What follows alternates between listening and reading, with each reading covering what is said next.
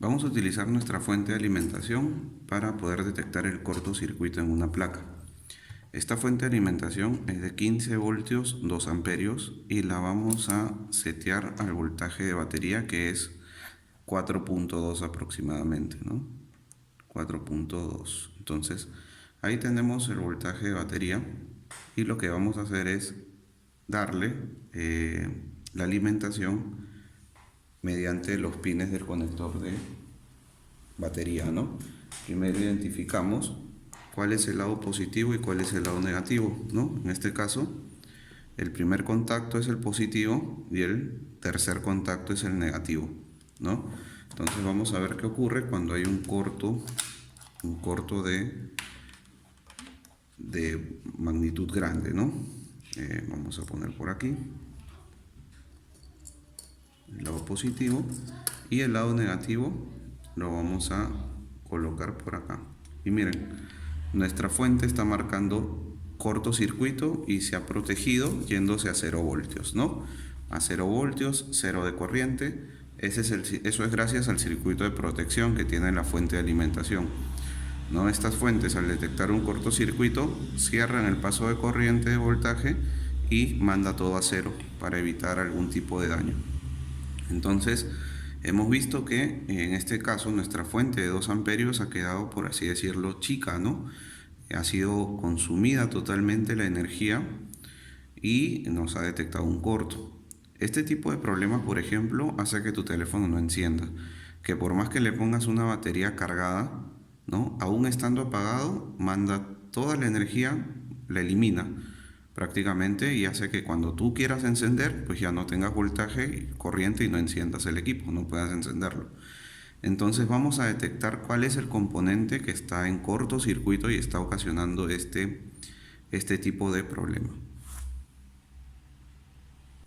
Para poder detectar el cortocircuito, el componente que está en corto, ¿no? Hemos visto que nuestra fuente, pues al ser de 2 amperios, se ha consumido bastante rápido. ¿Cómo podríamos hacer para que la fuente entregue energía y se genere el corto en el componente y yo pueda detectarlo, ¿no? Si al conectarlo me manda 0. Entonces hacemos un truquito que es bajar el voltaje de batería, perdón, de la fuente a 0, ¿no? Y comenzar a darle de a pocos energía, voltaje, para que vaya calentando el componente y podamos notarlo. Ahora, para notar que el componente que está cruzado, existen diferentes formas. Por ejemplo, yo podría ir tocando con la yema de mi dedo y sentir cuál es el componente que está calentando. Es un poco rústico, pero funciona, ¿no? También existen algunos spray que generan una capa blanca y al entrar el componente en calor, en corto, la capa blanca se deshace, ¿no? Y se muestra el componente, ¿no? Esa es otra opción con los aerosoles. Pero también tenemos este tipo de vaporizadores que se les echa un elemento llamado rocín en la parte central de la bombilla. Entonces, ese elemento, ese rocín que viene en esta presentación, ¿no? Viene en esta presentación, es una pasta media dura, parece un caramelo, que vamos a ir picando pues con un desarmador y vamos a echar trocitos en esa parte que es el quemador, ¿no? Entonces, esto va a generar un vapor que se va a echar en los componentes, en la placa, en la zona de calentura, ¿no? Entonces, en esa zona de calentura, que bueno, ya anteriormente la hemos detectado y está por aquí, la zona de calentura, entonces yo tengo que echar el rocín en toda esa zona donde ha estado calentando para poder ver qué componente se muestra, ¿no? Este rocín, este aparatito, tenemos que activarlo presionando 5 veces. Por acá, 1, 2, 3, 4, 5, ¿no? Y ahí ya está activado para poder hacerlo funcionar. Entonces, conecto por aquí la alimentación negativa,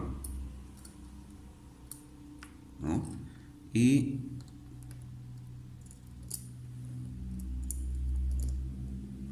comienzo a subir el voltaje de a pocos, ¿no? Pero antes voy a echar,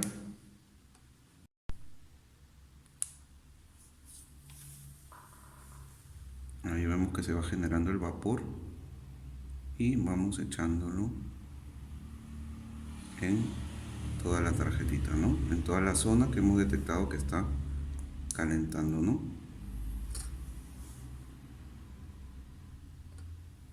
Barramos bien, pintamos bien la zona y listo.